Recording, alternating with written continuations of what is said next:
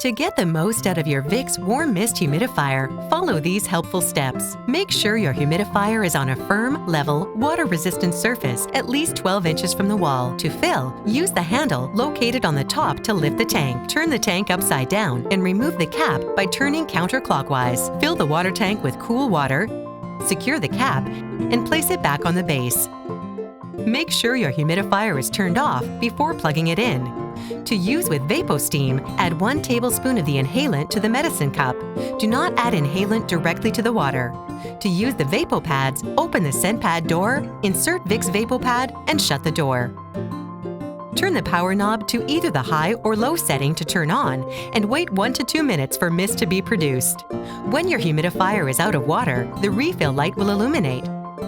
To reset it, turn the humidifier off, wait 15 minutes for the heating element to cool down, refill the water tank and place it back on base, then turn the humidifier back on. For more information or to purchase accessories, visit VicksHumidifiers.com.